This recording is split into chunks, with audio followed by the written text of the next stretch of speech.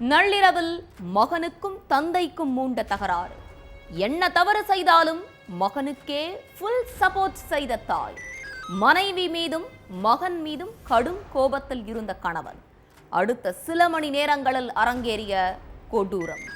பெற்ற மகனை கொலை செய்துவிட்டு தப்பி ஓடிய கொலையாளி சிக்கினாரா? நடந்தது என்ன?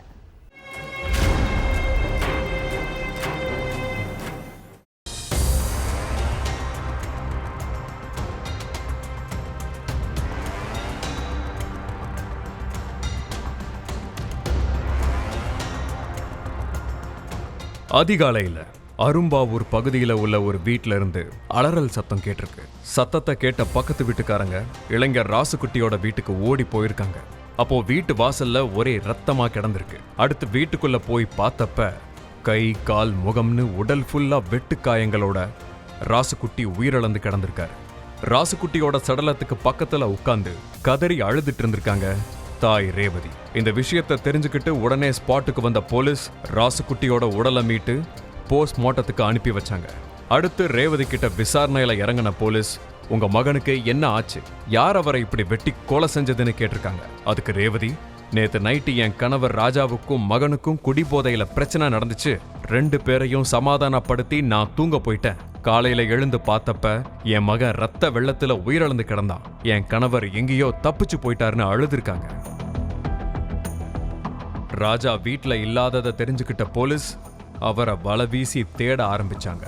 கிராமத்துல இருந்த மொத்த சிசிடிவி காட்சியையும் ஆய்வு செஞ்சாங்க.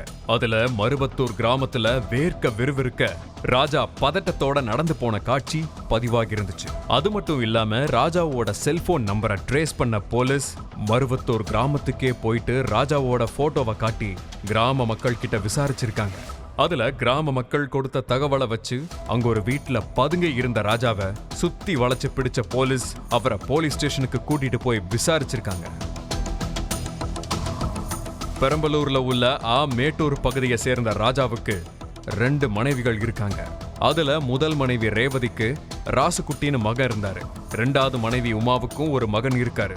முதல் மனைவி மேட்டூர் கிராமத்திலையும் 2வது மனைவி மருவத்தூர் கிராமத்திலையும் தனித்தனியா வாழ்ந்துட்டு இருந்திருக்காங்க. ராஜா பெரும்பாலும் முதல் மனைவி வீட்டில தான் இருப்பார்னு கூறப்படுது. விவசாயம் செஞ்சுட்டு குடும்பத்தோட வாழ்வாதாரத்தை கவனிச்சிட்டு இருந்திருக்காரு ராஜா.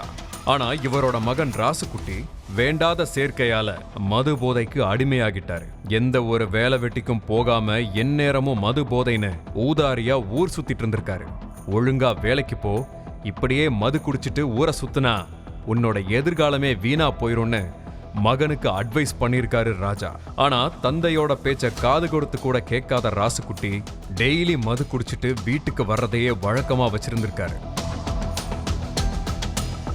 அது மட்டும் இல்லாம தந்தை ராஜாவுக்கும் மகன் ராசுக்குட்டிக்கும் பிரச்சனை ஏற்படும் போதெல்லாம் தாய் ரேவதி மகனுக்கு தான் ஃபுல் சப்போர்ட் பண்ணிருக்காங்க. அவனுக்கு வேலை கிடைக்கும் போது போவான், சும்மா அவனை கரிச்சு கொட்டிக்கிட்டே இருக்காதீங்கன்னு கணவன் ராஜாவை கண்டிச்சிருக்காங்க ரேவதி. இதனால குடும்பத்துக்குள்ள நீடிச்ச பிரச்சனை பூதாகரமா வெடிக்க ஆரம்பிச்சிருக்கு. சம்பவத்தன்னைக்கு நைட் ஃபுல் போதையில வீட்டுக்கு திரும்பி இருந்திருக்காரு ராசுக்குட்டி. அது மட்டும் இல்லாம தந்தைய தகாத வார்த்தையாலையும் திட்டி இருக்கிறாரு. இதுல கடுப்பான தந்தை பீரோல இருந்த ராசுக்குட்டியோட மொத்த துணிகளையும் தீ வச்சு எரிச்சிருக்காரு. இத பார்த்து கோபமான ராசுக்குட்டி தந்தைய அடிக்க பாய்ஞ்சிருக்காரு. இந்த சத்தத்தை கேட்டு வந்த பக்கத்து வீட்டுக்காரங்க 2 பேரையும் சமாதானப்படுத்திட்டு வீட்டுக்கு திரும்பிட்டாங்க. அப்புறம் தந்தை தாய் மகன்னு 3 பேரும் தனித்தனி ரூம்ல தூங்க போயிட்டாங்க. ஆனா கோபத்துடனே தன்னோட ரூமுக்கு தூங்க போன ராஜா மகனை கொலை செய்ய திட்டம் தீட்டி இருக்காரு. அதுபடி மகன் நல்லா தூங்கிட்டு இருக்கிறத தெரிஞ்சுக்கிட்ட ராஜா வீட்டுல இருந்த அரிவாளை வச்சு ராசுக்குட்டிய கை கால் முகன்னு சரமாரியா வெட்டி இருக்காரு. இதுல நிலக்குலைஞ்ச ராசுக்குட்டி ரத்த வெள்ளத்துல சம்பவ இடத்திலேயே துடி துடிக்க உயிரிழந்துட்டாரு. அடுத்து தன்னோட 2வது மனைவி வீட்டுக்கு போயிட்டு தலைமறைவாகிட்டாரு ராஜா. இந்த விஷயத்தை தெரிஞ்சுக்கிட்டு ஸ்பாட்டுக்கு வந்த போலீஸ் கிராமத்துல உள்ள சிசிடிவி காட்சிகளையும் ராஜாவோட செல்போன் நம்பரையும் ட்ரேஸ் பண்ணி ராஜாவை கையும் களவுமா பிடிச்சு அரெஸ்ட் பண்ணிட்டாங்க.